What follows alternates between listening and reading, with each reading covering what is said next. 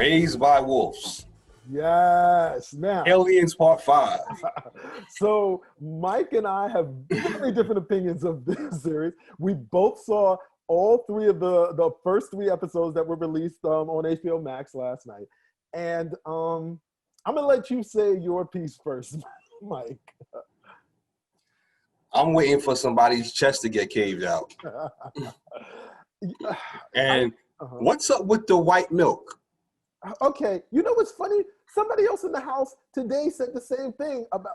Oh no, that was Jamie. That said white booger.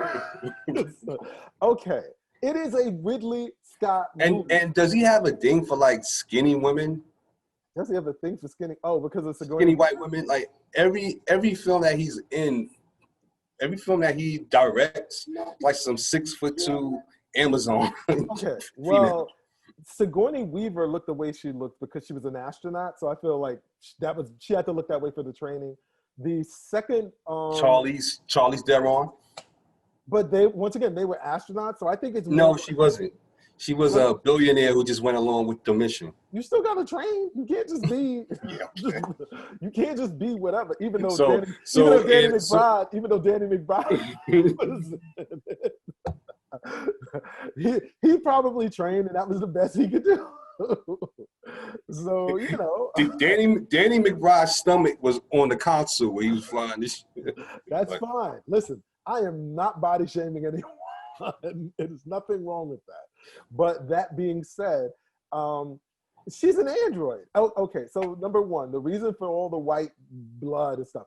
Ridley Scott has already set a precedent for all of his androids. All of his androids have white blood.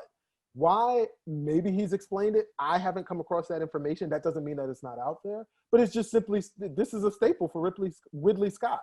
So it's like, You know what it felt like? It felt like I was watching Prometheus.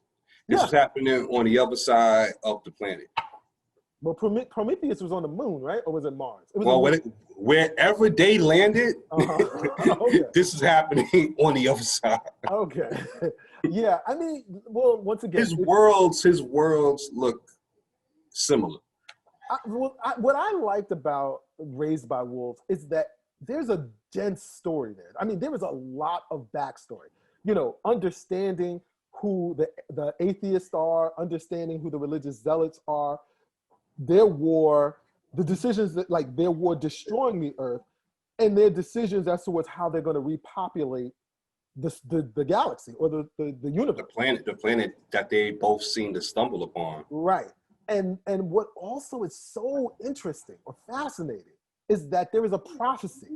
A prophecy, Jamie doesn't know about this because Jamie stopped watching 20 minutes in, but there is a prophecy about a boy that an orphaned boy on a world will lead the new generation to peace.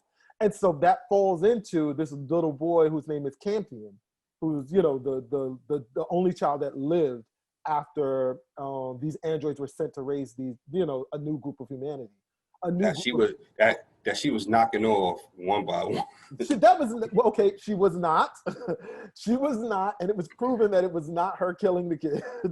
You have to check out, please, everyone check out Raised by Wolves. It may not be your cup of tea, but it is a very dense, well put together, deep story, and I feel like it's really going to pay out. It's going to be really something. Have the Ridley Scott timeline of Earth's future history. Mm-hmm. First, we are taken over by the corporations. Mm-hmm. Then there's a religious war.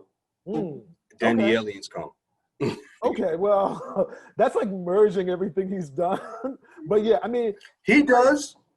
Well, in Prometheus, yes, he did merge everything, but I feel like this is different. I don't know. I get a different feel. Stylistically. Okay, so those creatures that popped up in the second, slightly similar to the xenomorph, but it still is a very different story. I'm enjoying all of the robot, all that the cybernetic organism was missing was the space jockey helmet.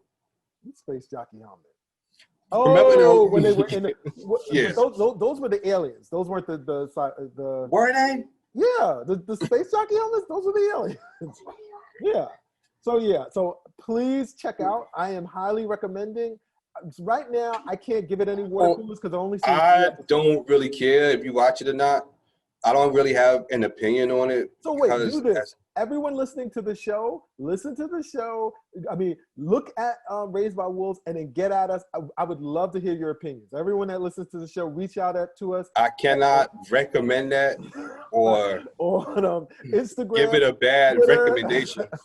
Just let us know what your thoughts are on Raised by Wolves. We loved it. Oh, wait, I loved it.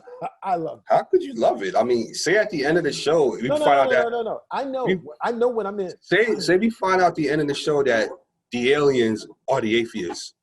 Ooh, I like that. Oh, God. Ooh, yeah.